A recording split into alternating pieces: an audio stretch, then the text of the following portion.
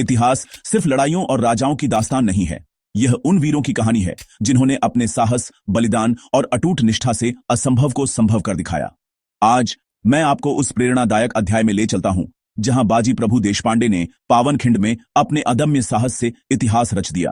1608 पुणे के पास सासवड़, यही जन्म हुआ उस महानायक का जिसने मराठा साम्राज्य की तकदीर बदल दी। चित्तपावन ब्राह्मण परिवार में जन्मे बाजी प्रभु की राह साधारण नहीं थी। उनका जीवन संघर्ष, अनुशासन और वीरता की मिसाल बना। बचपन से ही उन्होंने खुद को योद्धा के रूप में गढ़ा। कुश्ती, तलवारबाजी और युद्ध कौशल में निपुणता हासिल की। पहले वे आदिल शाही सल्तनत में थे, लेकिन जब शिवाजी महाराज के स्वराज्य के स्वप्न ने उन्हें पुकारा तो उन्होंने निडर होकर अपना रास्ता बदल लिया।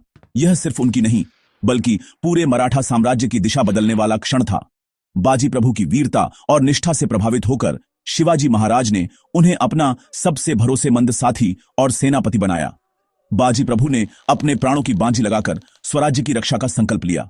अब 1660 का वह ऐतिहासिक वर्ष, सिद्दी जौहर ने पन्हाला किले को घेर लिया था। शिवाजी महाराज और उनके साथियों के लिए यह जीवन मरण का प्रश्न बन गया।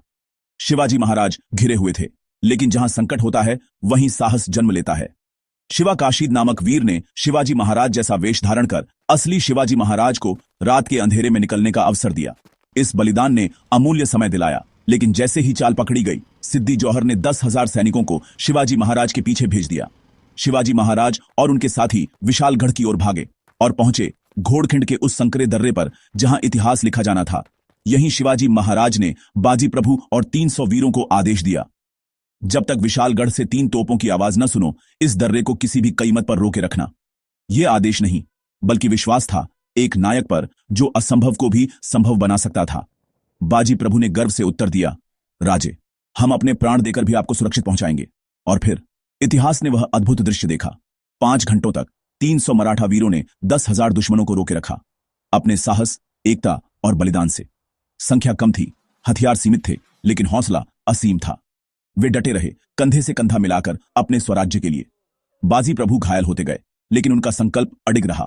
वे अंतिम क्षण तक सिग्नल का इंतजार करते रहे। और फिर विशालगढ़ से 3 तोपों की गूंज सुनाई दी, विजय का संकेत।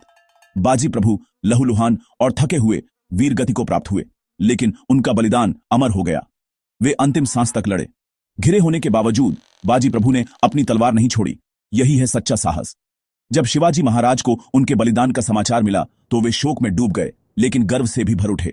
उन्होंने उस दर्रे को पावनखिंड यानी पवित्र दर्रा नाम दिया, जहां सिर्फ रक्त नहीं बल्कि निष्ठा और सम्मान बहा था। बाजी प्रभु के परिवार को सम्मानित किया गया और उनकी वीरता को मराठा इतिहास में अमर कर दिया गया। बाजी प्रभु देशपांडे केवल योद्धा नहीं, बल्कि निस्वार्थ भक्ति, साहस और प्रेरणा के प्रतीक हैं। उनका बलिदान हमें सिखाता है, सच्ची शक्ति तलवार में नहीं बल्कि त्याग और निष्ठा में है।